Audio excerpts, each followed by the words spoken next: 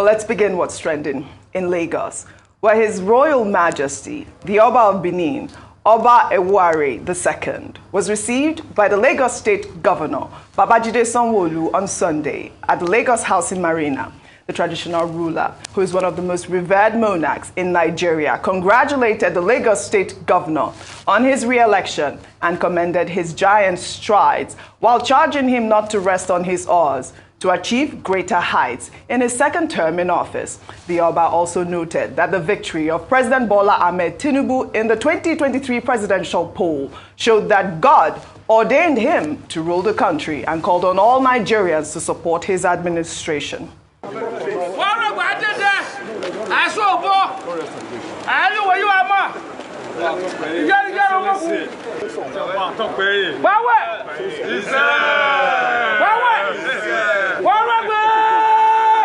Your Excellency, we want to repeat again our congratulations to Mr. President.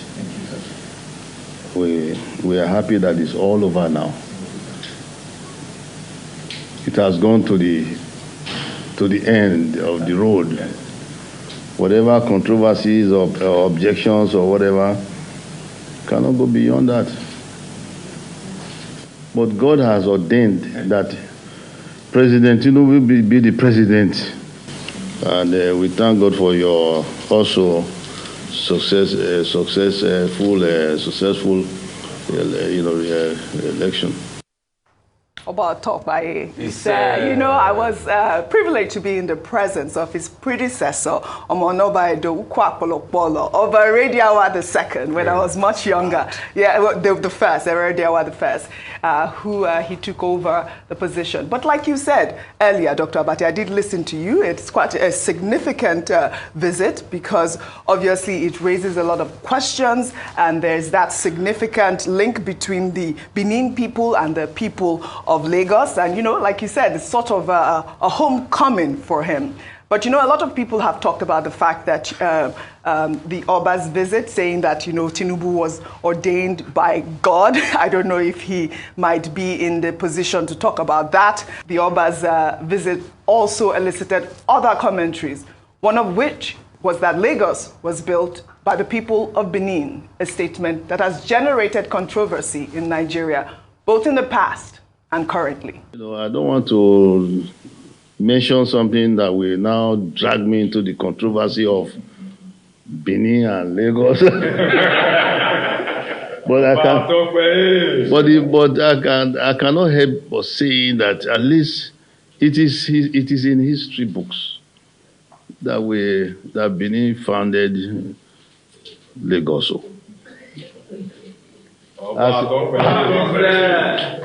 But when some people will hear it now, they go haywire and say, what is the Oba saying there again? But it is true. Go and check out the records. Maybe not all over Lagos as we know it now, but certain area in Lagos, maybe the nucleus of Lagos was founded by ancestors. The Oba of Lagos will say so. I'm sure you know that he will always emphasize that he comes from Benin. Everybody knows. But the source of Lagos is Benin. Whether any of you here he likes it or not. He likes to hear. Well, a little bit of history there, more history. I mean, It is the truth. A lot of people know this, but I mean, it's good that he's coming out again to say it. If you recall, during the election time, that whole story about Lagos is no man land. I think that, his statement there puts a lot to rest in that regard. This was what I said during the election time that went viral. Let me quote what the Oba of Lagos said in an interview in 2017 that says from the Guardian that said Lagos Oba traces origin to Benin. They said, but last week in Lagos, the Oba said Lagos State is not part of Yoruba land. According to a statement from Iga Dugono, the palace of the Lagos Oba, Oba Akiolu was quoted as saying, I was told by my late maternal grandmother, who was a descendant of Oba of Benin, with facts from historical book, and let me share the knowledge with you. Modern-day Lagos was founded by Prince Ado, son of Oba of Benin. Prince Ado was the first Oba of Lagos, and it was then named the town Eko until the Portuguese explorer Rui de Segura changed the maritime town to Lagos, which at that time, from 1942, was a Portuguese expedition.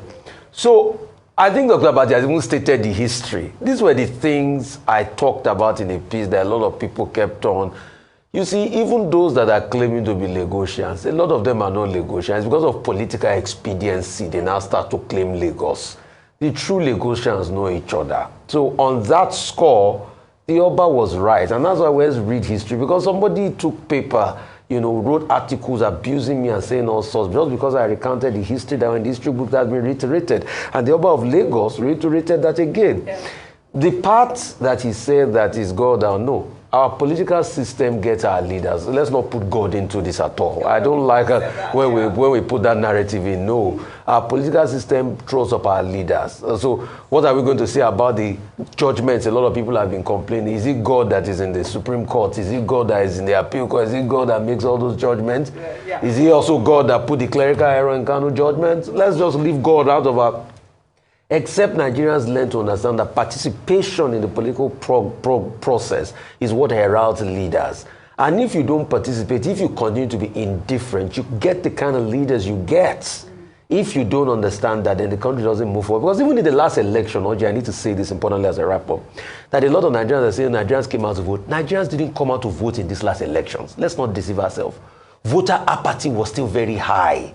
For a country with over 80 to 90 million voters, less than 30 to 40 million people decided who was president. Right. Well, and that's still very low. Until we have something like other countries where you have over 65, 70% voters, we can't build this country. So stop being indifferent. Come out and make your voices heard. Right. That's all I'm going to say. Rufai, you made a lot of points. And, while I agree with you, the Oba, who, is a monarch, is also a Nigerian citizen and has his own opinion. And, if he says it's God that ordained Tinubu, that is his opinion, right? Yeah. But also, Dr. Abati, I love the fact that the Lagos State governor took him to that Yoruba museum, and then they had that type of cultural interaction between the people of Benin and the people of Lagos. I think it's another feat for the Lagos State government. I mean, that museum is not fully open, but when it's open, it'll be a nice addition to the cultural landscape. It's a very good thing, good optics. Yes. Knowing that the Oba himself, is somebody who has a very strong interest in the preservation of culture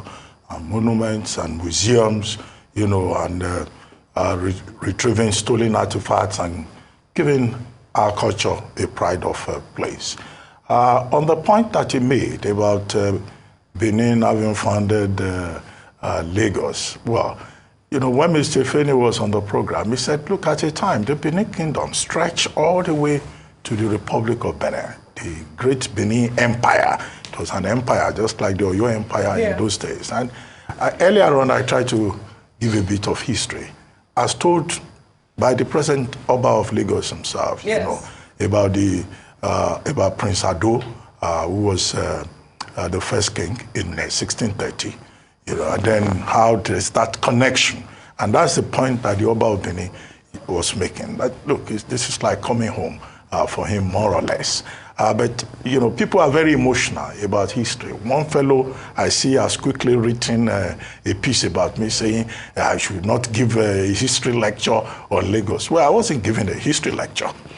People should not project their own illiteracy, because I found the reaction by the person, very abusive. He said, I said Prince Ado married Erelu Kuti. Well, Erelu Kuti, he has correctly pointed out, is the daughter of Prince Ado, and truly the mother of Ologun Kutere, who later also became king.